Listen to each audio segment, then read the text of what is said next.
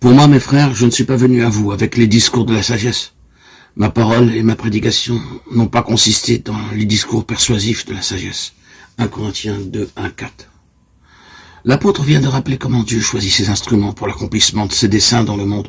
Il choisit les choses qui, humainement parlant, sont folles pour confondre les sages, celles qui sont faibles aux yeux du monde, pour confondre les fortes. Il a choisi les plus méprisées, même celles qui ne sont point, pour anéantir celles qui sont.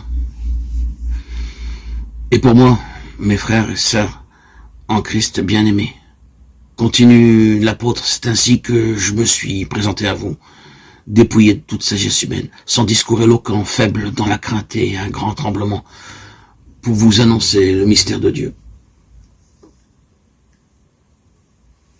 Mais Dieu a rendu témoignage à ma prédication en l'accompagnant d'une démonstration d'esprit de puissance.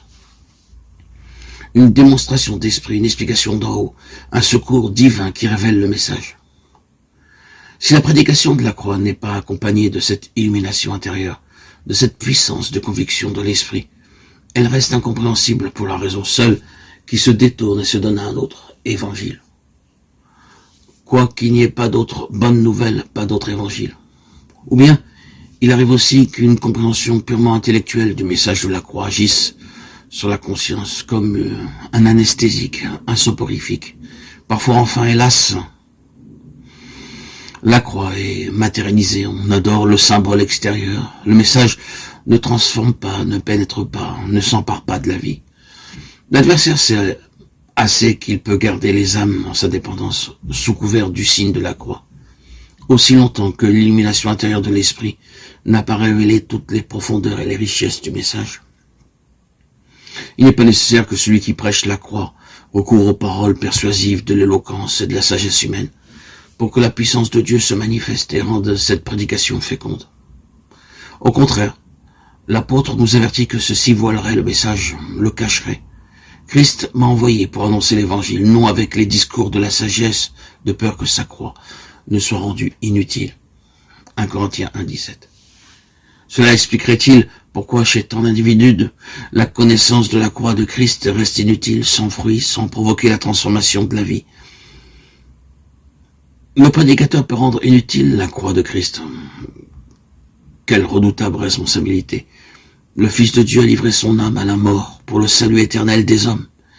Et ses messagers, ses serviteurs peuvent rendre son sacrifice inutile. Quelle pensée redoutable. Mais comment cela se peut-il faire? Comment la sagesse humaine peut-elle rendre stérile la prédication de la croix?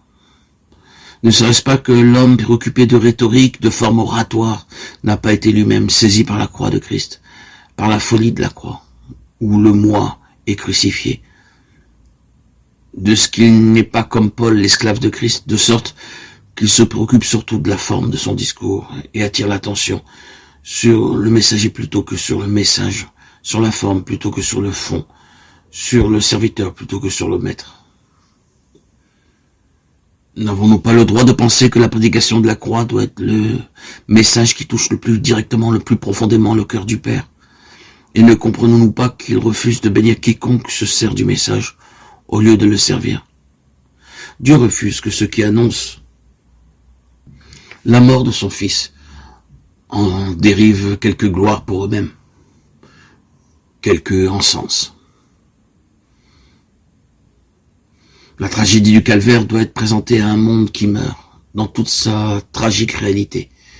Et des fleurs de rhétorique y sont aussi peu à leur place que l'eussent été autrefois de vraies fleurs tressées ou suspendues à la croix par les témoins de l'agonie en Golgotha. D'ailleurs, le thème même du calvaire ne se prête pas aux dissertations. Il n'y a rien dans la croix, rien dans son horrible réalité, rien dans la prédication de son message qui puisse servir d'aliment à la vanité ou à l'orgueil.